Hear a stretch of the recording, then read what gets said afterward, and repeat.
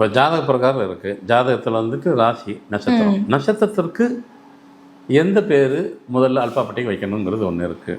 இப்போ நான் பார்க்கும்போது இப்போ நான் அதெல்லாம் பார்ப்பேனாக்கா அவங்க கேட்குறத பார்ப்பேன், அது கனெக்ட் ஆகுதான்னு பார்ப்பேன். கனெக்ட் ஆகலைன்னாக்கா எடுத்து வச்சுட்டு நம்ம ஃபார்மெட்டில் அப்ளை பண்ணிடுவோம். நம்ம ஃபார்மெட்டு தான் கடைசியாக அல்டிமேட்டாக ஃபைனல் வரப்போகுது.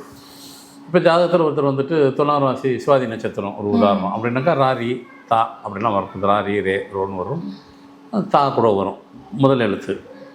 இப்போ ஒருத்தர் வந்துட்டு அவர் 7ஆம் தேதி பிறந்திருக்கிறாரு அப்படின்னும் போது அது வருமா அப்படின்னாக்கா நம்ம கான்செப்ட் படிக்காரு ஜாதகத்தில் அது வரும் போட்டுப்பாங்க. நம்மளுக்கு அது வேண்டான்னு சொல்லுவோம். ஏன்னா எனக்கு காலங்காலமாக நம்ம வந்து இந்த நாம நட்சத்திரம் பார்த்து வைக்கிறத தான் பழகிட்டோம் சார். திடீர்னு நம்ம வந்து ஆனால் நான் இப்போது இன்றைக்கி இருக்கிற ஜென்ரேஷனில் வந்துட்டு ஃபார்மெட் நியூமராலஜி நிறைய பேர் ஃபாலோ பண்ணுறாங்க, அதனால சக்ஸஸும் ஆகிருக்காங்க. அப்படின்றப்போ இதை டக்குன்னு மக்கள் அக்செப்ட் பண்ணிக்கிறாங்களா சார்? நான் வந்து 40 வருஷம் ஆகுது.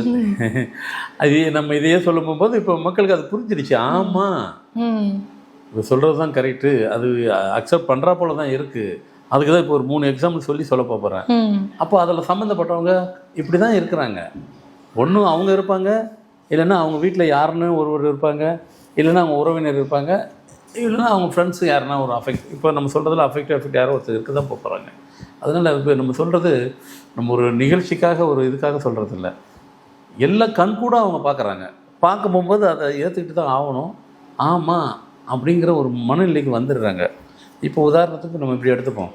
ஒருத்தர் 7ஆம் தேதி இல்லை 16ஆம் தேதி 25ஆம் தேதி யாரோ பிறந்திருக்கிறாங்க. அவங்களுடைய பெயரில் ஃபார்மெட்டு படி நம்ம கான்செப்ட் படி யாரோ சப்போஸ் பீனே இருக்குது, அவங்க இயற்கையாகவே அவங்க பேரில் வந்துட்டு அந்த தேதியில் பிறந்தவங்க பீன்னு லெட்டரில் பேர் வச்சுருக்காங்க அப்படின்னு சொன்னாக்கா எப்படி இருந்திருப்பாங்க, எப்படி வாழ்ந்து கொண்டு இருப்பாங்க. ஏன்னா நம்ம கான்செப்ட் அதுதான், எப்படி இருந்தாங்க, எப்படி வாழ்ந்து கொண்டு இருக்காங்க, எல்லாத்தையும் அதில் தான் டச் பண்ணுறோம்.